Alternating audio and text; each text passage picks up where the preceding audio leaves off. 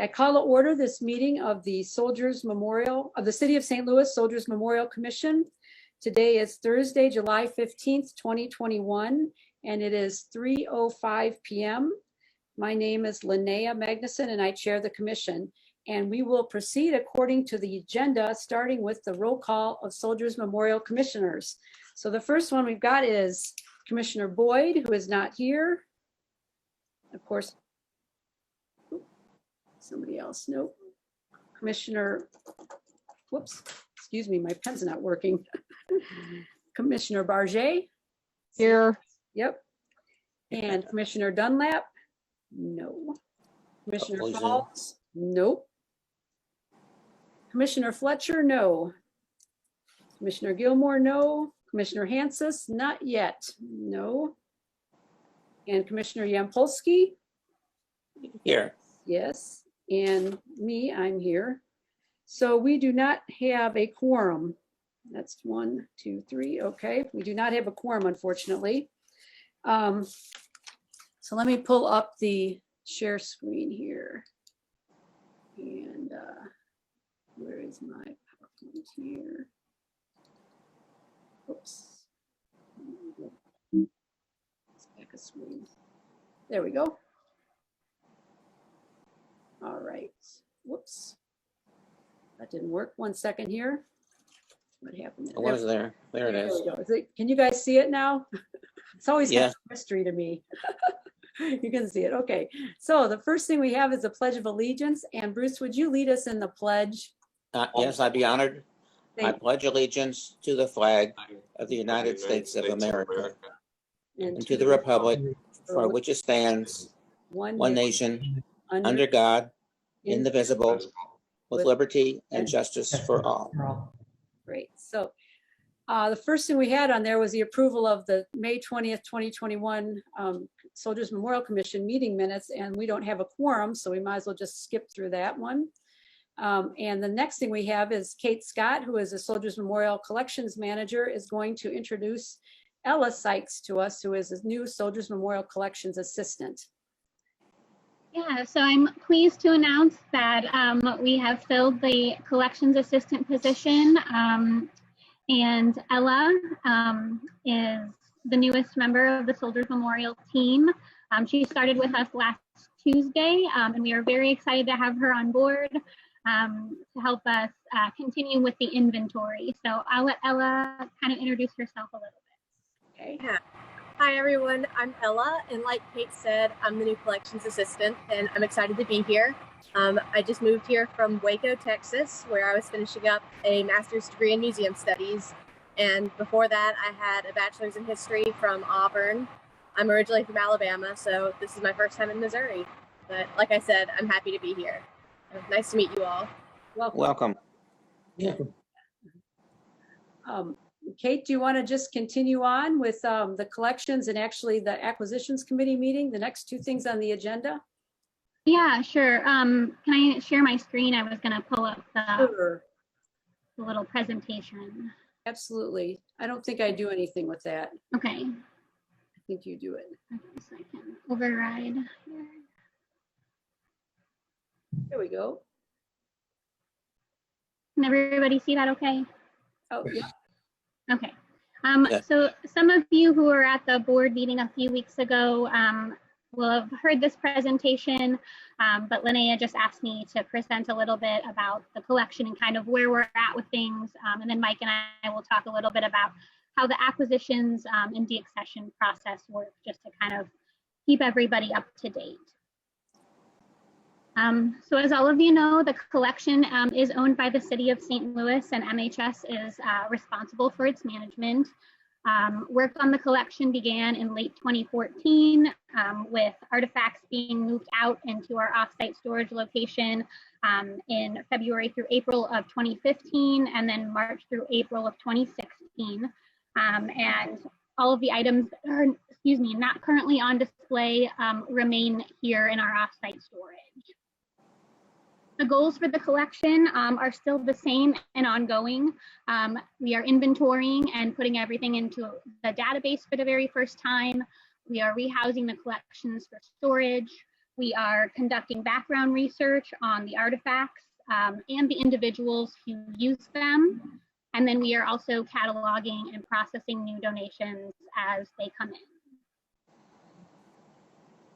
So the collection is still undergoing a comprehensive inventory, and the inventory allows us to see exactly what we have in the collection, and then this in turn guides our future collecting and enables us to plan exhibits.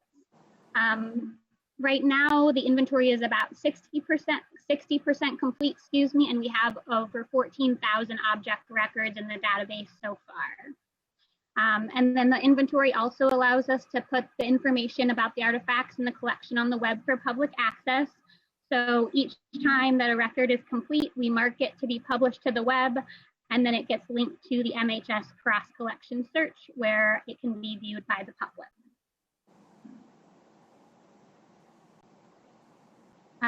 When we inventory the artifacts, they're first examined for a historic number, and then these correspond with their new 3-part catalog numbers. We enter information about them into the database, including title, a physical description, and their measurements. And then after that, they are physically numbered with a variety of methods based on the materials with their catalog number, and then that's how we track the artifacts going forward. Once they're numbered, they are either photographed if they're 3D artifacts by our contract photographer, or if they're photos or archival materials, they are scanned by either Ella or myself. And then these photographs eventually get connected to the database, and each photo will show up with each object record. Once that happens, each artifact or group of artifacts, depending on if we're rehousing a bunch of like items together, are rehoused for storage. And this includes a variety of different methods. And I've got some pictures on the next slides to kind of show you some of the ways we do this. So we have clothing racks for the textiles, as you can see in the upper left photo. And then we do have open storage, padded shelves for some of our larger and taller items. And then we also will do custom boxes that are padded out for smaller artifacts, as you can see with the mess kits in the lower left corner. We also have special cabinets for all of our firearms and edged weapons. These drawers are also all padded out to keep these artifacts as safe as possible. And then some more photos of the drawers inside of our special weapons cabinets, some for the guns as well as sabers and larger edged weapons. We also have drawers that are padded out for all of our matted photos and documents. These get stored flat. And then one of our other kind of big collections is flags. And so we house these in a variety of ways. We either roll them with protective coverings to keep them protected from dust and light, and these get stored on the tops of our shelves, or depending on their condition, they will get stored flat. We have a very large flag cabinet in our space now that came in 2019, and so Ella and I will be working to get all of the flags that need to get stored flat put away in this cabinet in the coming months. So that's kind of where we're at with inventory, still working on it, but now that Ella's on board, we will hopefully be moving at a little bit of a faster pace with that. So excited for what's to come. And then to talk a little bit about our policies and procedures. So Soldiers Memorial follows or has been incorporated into MHS's collections policies and procedures where possible. So we follow the same loan policies, the same integrated pest management policy, and we have an addendum at the back of the MHS disaster plan. And then Soldiers has a separate acquisitions policy, which we'll talk a little bit more about in a second. And then we are embedded into the MHS, the accession policy. So first, to talk about acquisitions, I'm going to pass it over to Mike really quick so he can kind of talk about his role in that, since acquisitions start with him. Thank you, Kate. Good afternoon. It's nice to see all of you. I'm coming to you from my office over at the Library and Research Center, which is on the west side of Forest Park. This location is actually where all of the acquisitions that are related to the military and firearms collection sort of start their journey. Before they actually make it here in a meeting with me, they come in a variety of ways. They come in through phone calls, they come in through emails. Sometimes people stop by the museum wanting to donate things, and we're trying to funnel all of those into an email communication that makes it easier to track and easier to communicate, and a better way for me to be able to review images of the artifacts before they even make it to the building. So with every inquiry, my job is to evaluate it and see how it fits within the scope of the two distinct collections that I have responsibility for: the Missouri Historical Society's military and firearm objects, or the Soldiers Memorial Military Museum collection. The scopes are very similar between them. There's a sort of broader range of things that can be considered for accessions with the MHS items that don't have the broader St. Louis history, for example, and other types of items. And so each of those inquiries is an evaluation on my part to determine how well it fits within the scope of either collection and what we already have in both collections to see if it might be duplicative of something that we already have. I do not, it doesn't impact a donation if one collection has the item and the other does not. My job is to grow great collections for both institutions. So with every item that comes in, it receives those evaluations, and then if it makes it to the next step, that it looks like it's a good candidate for either institution and it is either not duplicative, or the condition and the quality of the piece could actually surpass a similar piece that we already have, then I'll make it to the next step and schedule an in-person visit. Most of those are all happening here, like I said, at this building. Occasionally I'll travel to a location to look at a piece, but those then come in, and then after that evaluation, they go through our regular acquisitions process. So there's some paperwork that exchanges, and then I'll begin the process of further researching the individual piece and preparing justifications to go before either committee. The key thing is in that process is that the question of which collection it gets donated to is always left up to the donor. And so I learn about the pieces in particular, and then provide each donor the opportunity to decide where they might like those objects to be considered. And I inform them a little bit about each of the institutions. The biggest distinction is sort of that ownership issue, making sure that everybody knows who ultimately becomes the property owner of the individual item once it's donated. And so once they make that choice, like I said, then my process continues on researching it and seeing how it compares to other items in the collection, and writing what we call a justification. And then those items go before the acquisitions committee for each institution. We just completed one of those meetings on Monday.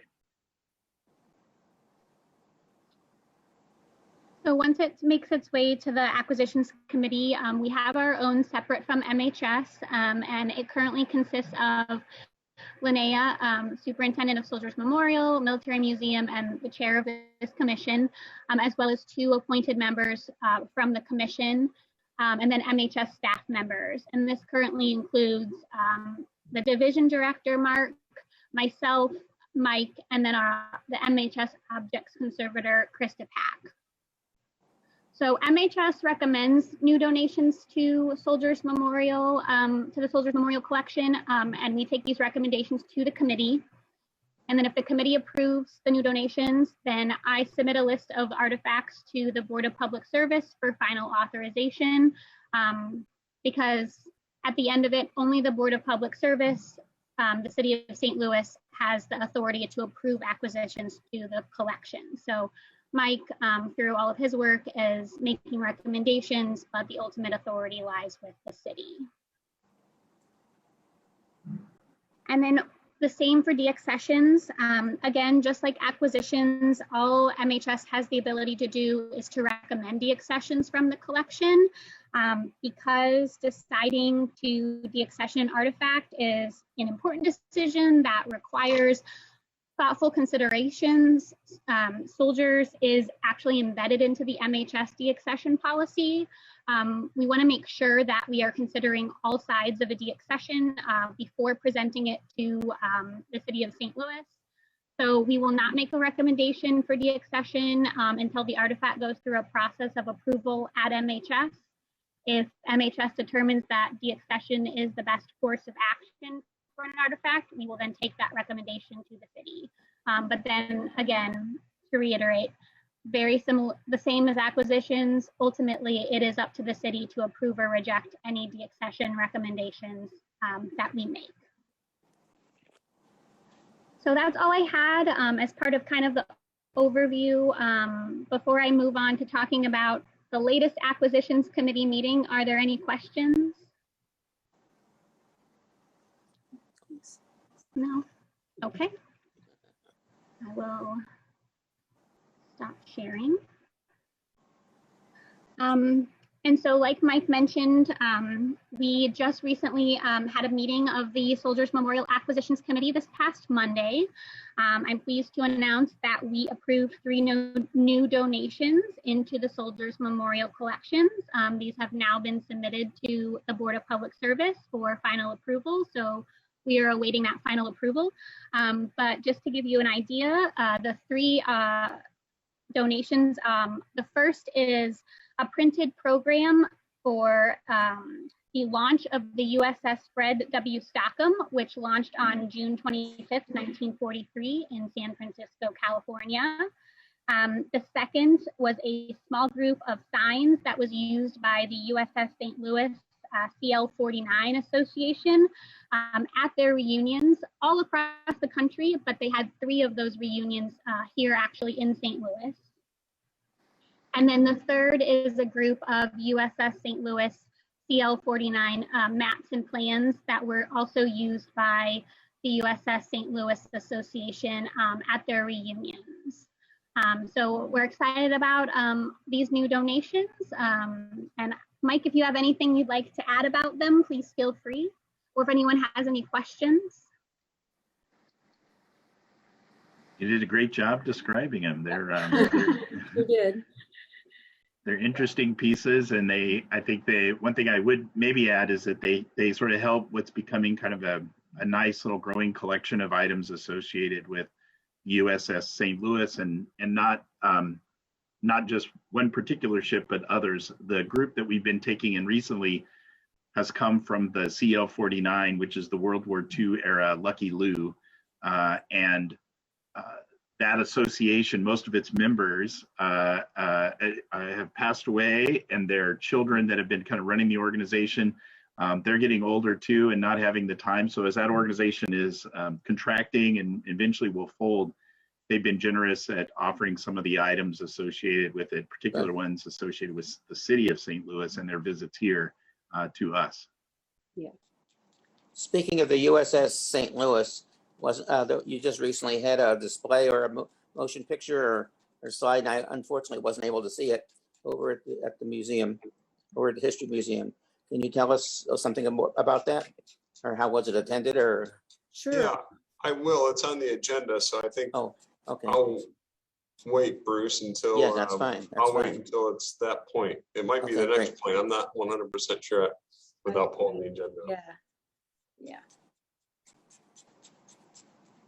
I just wanted to say that the program from the USS Stockham that was incredible. That's from 1943, and it speaks about the Medal of Honor being at Soldiers Memorial, and it was a really great primary source document, as well as just being in and of itself a great piece or an artifact as well. So the information on it, I think, is going to be great for research purposes and just in every way. I'm so excited about it. I think I said it was one of my favorite things I'd seen in a long time, and it definitely is. It's neat to see that kind of come full circle. The content for that was created locally here in St. Louis by the Fred Stockham Post, and then eventually was printed, and these programs were handed out at the launching in California in 1943, as Kate said. So it's lived out there for what, 67, 70 years, 80 years. Yeah. And so it's finally coming back home to St. Louis. So it's nice to do that and add to our other items associated with the U.S. Marine veteran Fred Stockham. Yeah. Does anybody have any questions at all? If not, I think I'm going to put up the agenda again so I can remember myself what's on it here. Let me share screen here again. Yeah, okay. If not, then I think we'll move on to the next item on the agenda, which is the USS St. Louis event, which Bruce just asked about, that took place at Soldiers Memorial on Monday, July 12th. And it was pretty cool. I was there myself. So yeah, so Mark, would you tell us about it? Yeah, absolutely. So really over the past year or so, we've been collaborating with PBS 9 to develop a 1-hour documentary regarding the history of really all the 7 USS St. Louis ships, but with a nice mixture of the recent commissioning of the 7th ship. And that ship was commissioned just under a year ago on August 8th, 2020. So we, with the team at 9 PBS, have developed this documentary. It will air to the public on Channel 9 on September 27th at 7 p.m. So you'll see that date and time again, but if you really want to mark your calendars this early, you can, but it is September 27th that it'll air to the public. But on Monday, we held a special private preview for members of this commission, members of the Soldiers Memorial Committee. That's a subcommittee of the MHS Board of Directors, and members of the 9 PBS Board of Directors, and then also members of the commissioning committee. So to commission the ship's sponsor, Barbara Taylor, formed a committee with the full expectation that they would have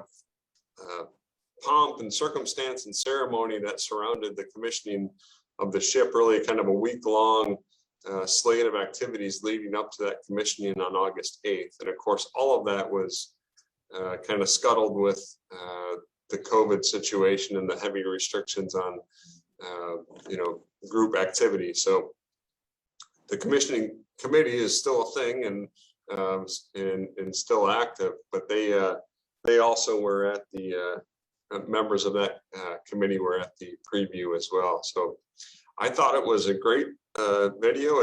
It's a nice mixture of history. There's a lot of in-depth history of all 7 ships, really. The building of the Civil War era USS St. Louis, which happened down in Carondelet.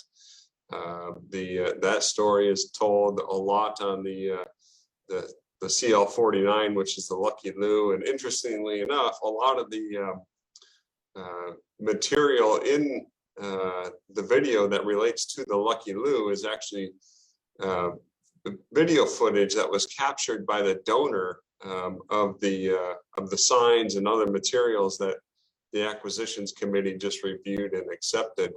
And so not only was this gentleman helping to organize those reunions, but when he was there, he was also capturing kind of like home movie type footage, which found its way into the documentary. So there's some amazing clips of veterans who served on that ship who were in Pearl Harbor during the attack, and who, of course, kind of famously made it out of the harbor to save themselves and the ship. So I thought it was great. It was really neat and fun to partner with 9PBS to produce such a thing, and I think it laid the foundation for the potential for future collaborations on these types of documentaries, and it was a nice relationship building thing as well. So yeah, it was nice. We had popcorn, so you missed the popcorn if you missed the preview, and it was a good event. Any questions? Does anyone need to ask anything else of Mark here about it? So again, the date, as you said, it'll probably hear it many times, but the date is September 27th, right? That's correct. Yes, so Channel 9. Great. Channel. Whoops. I'll be sure and put it on my calendar. Yep. Whoops. Sorry about that. I just lost my screen share. And then it'll also be available. 9PBS has a number of kind of a couple of different streaming platforms and some online options as well. So yeah. And when you see the announcement for the September 27th showing, 9PBS will likely announce that along with the multiple ways you could catch it streaming and other options. So I have to say, sorry, go ahead, Julie. Yep. Mark, I'm assuming it's going to be on that, what's the program that they have? Living St. Louis?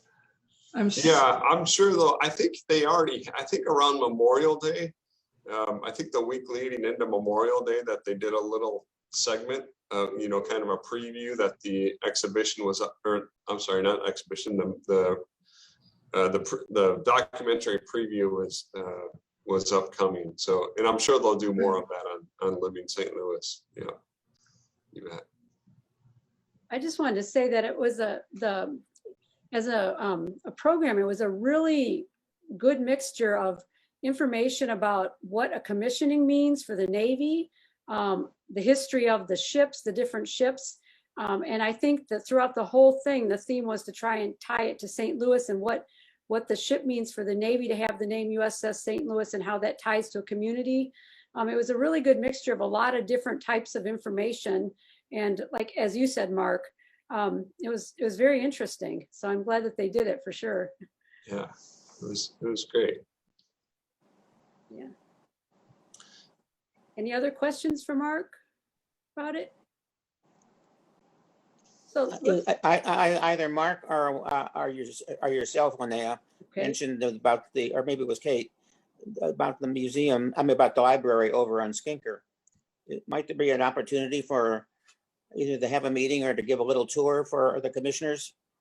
Those of you that haven't seen it, I haven't. Oh, the library at Skinker? Right.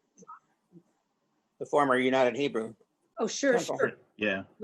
I'm sure we could do that. I think right now you guys are in the middle of doing some, what is it, expanding or changing around your collection space. I don't know if it's good. When is it closed, actually? Yeah, that you're correct, Linnea. There is an ongoing project that starts up here again in August, which is replacing a lot of the shelving, in particular the library shelving, and with more compact storage that will allow us to sort of store more in the same footprint. So that it would complicate it a little bit, but we could certainly look at doing that. If not, right away this summer, once that project gets a little more down the road. Sure. Later in the year or next year, I don't care. Yeah, that's a pretty amazing place. It's a beautiful building. I mean, yes, yeah, I know the building very well. Yeah, it is spectacular, I have to say. Yeah. Yeah, unfortunately, while that project is happening, they had to make room and store a place to store all the books while the closed storage is renovated, and so that will be part of the very beautiful reading room that you all are referring to. Yeah. Well, whenever we have the opportunity, I'd like to see it. Yeah. Sounds good. Sounds good. Any other things that you want to mention about that? Should we move on then to the St. Louis Regional Veterans Day observance for 2021? Yeah, sure. Yeah. I'm happy to talk about that. I think that we had a team that met I think since the last Was. commission meeting, I believe. And I think the most prominent decisions that were made in that meeting was to reverse the flow of the parade direction from Union Station to Soldiers Memorial. So to reverse that and then complete the parade with a type of ceremony, celebration, concert, something of that nature here at Soldiers Memorial. And so we and the staff here at Soldiers Memorial, me and Molly mostly will be taking on the responsibility for kind of coordinating the activities and of course working hand in hand with Travis at the Travis Hauser, who's the Office of Special Events, who took Ann's position, as I understand, and to assist with all of the myriad number of details as far as street closures and permits and things of that nature. So, but Molly and I will be handling participant registrations, and those should go out either at the end of next week or the week after that. But we're just putting some edits to the materials that Travis supplied me. And Travis basically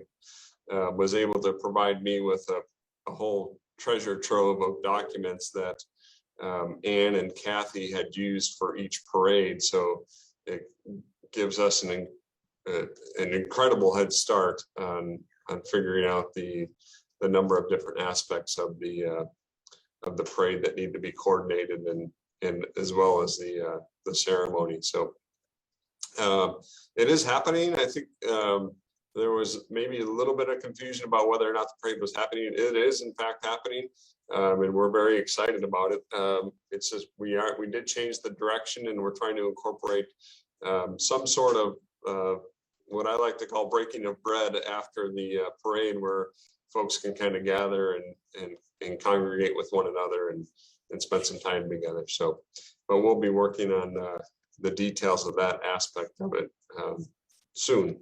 Now, really, as we're going along. So, Yeah. Mark, yes, Judith. did you receive a document, invitation for the massing of the colors? I did. Yep. Both. Okay. You bet. All right, because I'm usually the one who puts that together. And we may or may not have Sergeant Major Wright with us this year, so let me follow up on that. Okay. Yeah, she had a folder in there of information that's mailed to participants, and it includes kind of a description and kind of some of the ground rules type letter, and that was accompanied with a kind of an application of what your organization is, how many people you bring in, and some those types of details. And then there was a third piece in there, which was if you're interested or if you're in the massing of the colors, you need to complete this and send this as well. So Yeah, that one's all of gonna have that to be will, brief. all of that will go out, and I want to get that out as soon as possible, because I think at a minimum we need to figure out who's going to be in this thing, and I think that's a good place to start. So, and pretty basic information as far as getting some commitments from groups to participate. So, Okay, I need to get with you on, because there are going to be quite a few changes in that form. okay, Based on reversing the direction of the parade. okay, sounds good. One thing about reversing the direction too is the salute. The eyes right salute. Yes, I thought about that too. Yeah. Yeah, it's tricky. The one thing I have thought is we do have space there on Chestnut before it gets into the Court of Honor, where I think we could put a reasonable platform stage type area where we could put the dignitaries and the Grand Marshal and whatnot, and have them on that side of the street, so the eyes right won't be eyes left. And so it does complicate things a little bit with that tradition, but I think we can figure it out. the other thing I always wondered about, and I don't mean to bring this up now because I could bring it up in the Veterans Committee meeting, but also the big garrison flag that the fire department hangs, sometimes I think that could be in a prominent, maybe a more prominent place that somehow has the memorial grounds or something in the background a little more. And so we might want to talk a little bit about that too. Sure. Because that's been hung in different spots as well. And sometimes it seems like it's not really a part of the event as much, where it ends up getting placed. So I just thought maybe we could talk about that a little bit too. But I like that idea, make it more prominent. yeah. So, I have a to-do list that's a mile long, and I just added that to the list. So we're creating a kind of our list of okay. everything. Every time we see something or hear something that needs to be considered, thought about, decided upon, we're adding it to a kind of a project management list that we're developing. So Yeah. Okay. Anything else? Any questions anybody has about the Veterans Day observance then? So Mark, just those of us who are involved in the Veterans Day parade in the past, but also on this current committee, just let us know, or let me know if there's anything I can do. Just let me know. I'd be happy to do it. yeah, excellent.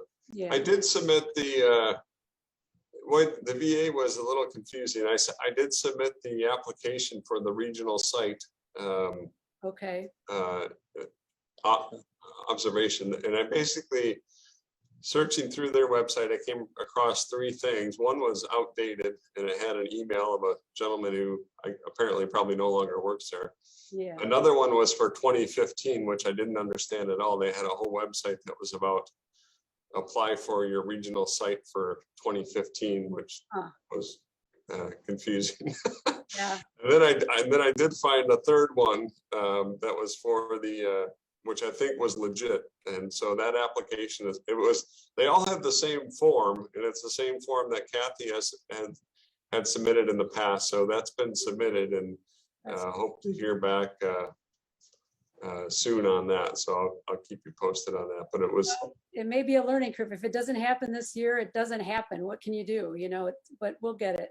Yeah, it was just a little twisted and convoluted finding the right information on that. But I think we got there. But now we just need to hear back. Sure. I asked if they wanted applications, I think in April or May. So I asked them to be forgiving and understanding of us. But we'll see what they do. Yeah. So. You said 2015 there, you're talking about the date, or you're talking about 1520? NIR. No, the date for yeah. Okay. Yeah. Same numbers, as different order. 6 years. Yeah. True. Yeah. So it was a little outdated, and but I'm not really sure. Really good in 1520, and 2015, and after that they kind of slacked off, it sounds like. Yeah. So I'm not too sure exactly. Hopefully I get a response. Mark? We'll see. Yes, Judith. As I recall, that letter, as I've heard Ann explain it several times, that letter gives us some sort of authority, or gives groups that we ask to support it, government groups, the authority to participate. Okay. Gives us leverage to get things like equipment and for display, and I don't know what all else, but yeah. Well, hopefully it comes through then, and I'll hound them. If I don't hear back, I'll start pursuing some other channels. So yeah, sounds good. Does anybody else have any questions about the Veterans Day observance or anything to add? Don't think so. No. Well, actually, but Judith, you're here now. I think we have a quorum, and if it's okay with everybody, I'd like to go back to the Minutes. Yeah, and approve the May 20th, or approve, or at least vote on the commission meeting minutes from May 20th. So let me go back there, and maybe we can look through those really quick and vote on those if they're okay with everybody. I read them. Okay. They're okay with me. Yes. Okay, so Yes. do We need a motion? So moved. Okay. Yeah, do I have a motion to approve? Yes, I'm so moved. Second? Second. Okay, all those in favor of approving the meeting minutes from May 20th, 2021? Aye. Aye. Any opposed? No. Any abstentions? No. The meeting minutes from May 20th, 2021 are approved as presented. Thank you so much. That's great. All right, so let me call for questions, new business and announcements. I have one question about, Sure. at one time to raise funds for the museum. They have a program, I don't know how active it is, but by putting bricks in the front, selling bricks to either veterans or members of the families for their relatives or themselves. I was wondering how is that progressing, or is it now kind of quiet because of the pandemic? No, it's going well, Bruce. We did not do I'm trying to recall, I think we did do a spring engraving. We let them accumulate, the applications accumulate for about 6 months, and then we do a spring and a fall engraving just to make it more cost effective for the contractor to come out and do those engravings. But no, that's still an important and prominent way to, for our visitors and those who have a kind of a connection to Soldiers Memorial, to deepen that connection to, as you did with your family. I have 3 bricks there. Yeah. Yeah, absolutely. To have those bricks engraved. So no, that's still an important and ongoing program for sure. Thank you. Anything else anybody has? Yes, I just wanted to extend an appreciation to Mark for the Flag Day ceremonies that were held at Soldiers Memorial. It was a blistering, dangerously hot day, and he wisely took the initiative to get it moved inside so that a bunch of us old people who were there wouldn't succumb to the heat. And the ceremony was absolutely beautiful, and thanks to Mark for making it also livable. It's unfortunate because when we're outside, people who are passersby coming and going in the museum or something, we can sometimes get them to join us as we ceremoniously move the flags into the casket for burning. But it made better sense that day, and Mark just took the right initiative and put us inside, and thank you very much. Thank you, Mark. Yeah, you bet. And I think next year, once we're hopefully we're well out of the pandemic period, that we can get that event marketed and promoted in a way that will, draw an audience, because it's really a remarkable ceremony, and it would be great to have a nice attendance at that. So we'll push for that next year. Okay. Yes, it's very simple, but very majestic. And as people can participate in it, which I really love, Yeah. like you say, people walking down the street who come in, it's really one of those things where it's hands-on, so it affects everybody and people can interact with each other. I like everything about it. Yeah. So, yeah. And I did that was on the 13th, and then on Flag Day, I did a 1-hour flag etiquette video where I walked through the entire flag code. So if anybody is interested in that, we can share that. It will be on the MHS YouTube channel, but I criticized a lot of people, and in a nice way. But it just, pointed out a lot of flag etiquette, either violations or whatnot that we see quite regularly, and just using the flag code as the foundation, trying to explain to folks the best way to do things. So if any of your groups or anybody is interested, I can share that YouTube link out. Yeah, I saw an awful lot of that at 4th of July weekend. But yeah. Yep. Yeah, there's a lot of it out there. It's unfortunate, but it is there. There was a time when we would lower the flags in the evening and raise them in dawn, and it doesn't seem to happen now. They're just up 24/7. Yeah. Without a light on them. Without a light, Oh, right? yeah, that's not okay. They're supposed to be. I don't know if all of them have lights, but I remember making sure we had lights at 15:20. But Yeah. Yeah, I mean, that used to be something Vernon did every single day at Soldiers Memorial. Yeah, now we take it for granted that the lights are on it, and it makes you not so aware of the flags, I think, in many ways. Because on occasion, those lights need to be changed or they burn out or whatever. They do. Oh, yeah. Yeah. Yep. Anything else or no? Okay, then I guess I will call to adjourn the meeting. Can I have a motion to adjourn the July 15th, 2021 Soldiers Memorial Commission meeting? So moved. So move. Second. Okay, all those in favor? Aye. Aye. Any opposed?